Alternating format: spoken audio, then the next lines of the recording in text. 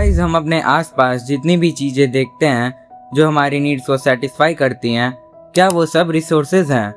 Well, technically yes, but उसकी एक condition है। कोई भी चीज एक रिसोर्स तब बनती है जब वो टेक्नोलॉजिकली एक्सेसिबल हो, इकोनॉमिकली फीजिबल हो और कल्चरली एक्सेप्टेबल हो। So guys, welcome to our another video जिसमें हम ज्योग्राफी का चैप्टर 1 कवर करेंगे, जो कि है रिसोर्सेज एंड डेवलपमेंट। तो चलिए हम अपने वीडियो को शुरू करते हैं। अब रिसोर्सेज को हम मेनली 4 पार्ट्स में क्लासिफाई करते हैं। फर्स्ट, ओरिजिन के बेसिस पर, इसमें बायोटिक और एबायोटिक आते हैं। सेकंड, एग्जॉस्टिबिलिटी के बेसिस पर, जैसे renewable and non renewable. Third, ownership के बेसिस पर, जिसमें इंडिविजुअल, कम्युनिटी, नेशनल और इंटरनेशनल एसेट्स आते हैं। फोर्थ, स्टेटस ऑफ डेवलपमेंट के बेसिस पर, इसमें पोटेंशियल, डेवलप्ड, स्टॉक्ड और रिजर्व्ड रिसोर्सेज आते हैं। अब पहले इंसानों को लगता था कि रिसोर्सेज नेचर के फ्री गिफ्ट्स हैं। इस चक्कर में कुछ ग्रीडी लोगों ने अंधाधुंध रिसोर्सेज को एक्सप्लॉइट किया। रिजल्ट ये रहा कि सोसाइटी रिच और पुअर में डिवाइड हो गई और दुनिया में ग्लोबल वार्मिंग और ओजोन लेयर डिप्रेशन जैसे बड़ी इकोलॉजिकल क्राइसिस आ गई। अब इस प्रॉब्लम का एक ही सॉल्यूशन था, सस्टेनेबल डेवलपमेंट, यानी एक ऐसी डेवलपमेंट की जाए जो इन्वायरमेंट को डैमेज भी ना करे और आज की ग्रोथ के चक्कर में फ्यूचर जनरेशन की नीड से भी कंपैरिजन ना किया जाए। इसी को फिक्स करने के लिए जून 1992 में 100 से ज़्यादा हेड्स ऑफ स्टेट्स ब्राज़ील के रियो डी जेनेरो में मिले थे। इसे फर्स्ट इंटरनेशनल अर्थ समिट कहा गया। वहाँ इन सब ने मिलकर एक डिक्लेरेशन साइन किया जिसे कहते हैं एजेंडा 21। इसका मेन गोल था 21st सेंचुरी में ग्लोबल सस्टेनेबल डेवलपमेंट अचीव करना और मिलकर पॉवर्टी, डिजीज और इन्वायरमेंटल डैमेजेस से लड़ना। अब इंडिया जैसे डाइवर्स कंट्री में जहाँ इतनी वैरायटी होती है, रिसोर्स प्लानिंग बहुत जरूरी है। जैसे झारखंड और छत्तीसगढ़ में मिनरल्स और कोल्स भरे पड़े हैं, लेकिन अरुणाचल प्रदेश में वाटर तो है पर वहाँ इंफ्रास्ट्रक्चर डेवलपमेंट की कमी है।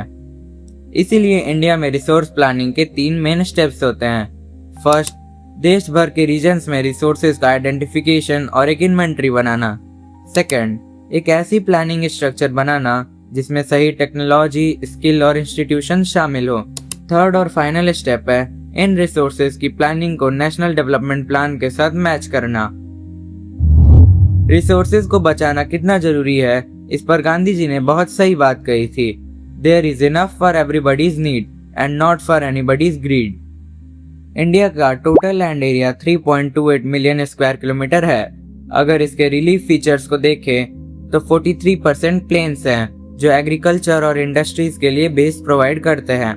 30% माउंटेन्स है जो टूरिज्म और रिवर्स के पेरेनियल फ्लो के लिए इम्पोर्टेंट है, और बाकी 27% प्लेट्यूज हैं जिसमें मिनरल्स और फॉरेस्ट के रिच रिजर्व्स हैं। इस जमीन को हम अलग अलग तरीके से यूज करते हैं, जैसे forest, pastures, net zone area जहाँ क्रॉप उगाते हैं, और फैलो लैंड्स जो जमीन खाली छोड़ी गई हो। लेकिन हमारी गलतियों की वजह से जमीन खराब हो रही है, जिसे लैंड डिग्रेडेशन कहते हैं। झारखंड और ओडिशा जैसे स्टेट्स में डिफॉरेस्टेशन और माइनिंग ने सबसे ज्यादा नुकसान किया है। गुजरात और राजस्थान में ओवर ग्रेजिंग इसका रीजन है, जबकि पंजाब और हरियाणा में ओवर इरिगेशन से वाटर लॉगिंग होती है, जिससे सॉइल की सैलिनिटी बढ़ जाती है। अब इसका सॉल्यूशन क्या है? तो हमें एफोरेस्टेशन करना होगा, ओवर ग्रेजिंग को भी कंट्रोल करना होगा, एरिड एरियाज में थॉर्नी बुशेस लगाना होगा और माइनिंग पर कंट्रोल रखना होगा। अब आते हैं चैप्टर के कोर पर, जो कि है सॉइल्स ऑफ इंडिया। सॉइल एक लिविंग सिस्टम है और इसे बनाने में मिलियंस ऑफ ईयर्स लग जाते हैं। इंडिया में 6 मेन टाइप की सॉइल मिलती हैं। First is alluvial soil.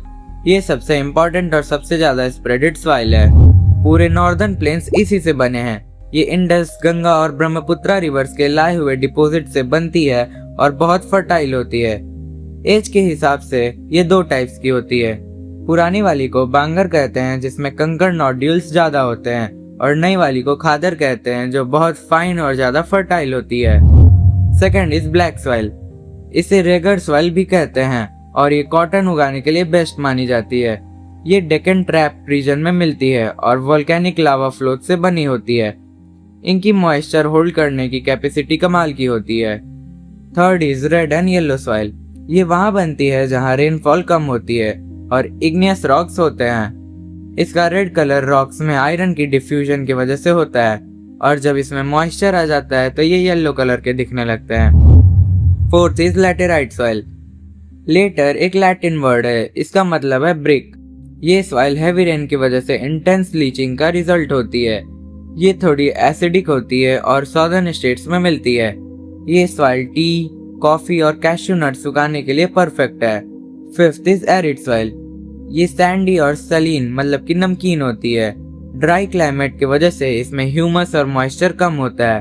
अगर सही से इरिगेशन की जाए तो वेस्टर्न राजस्थान की तरह इसमें भी खेती हो सकती है।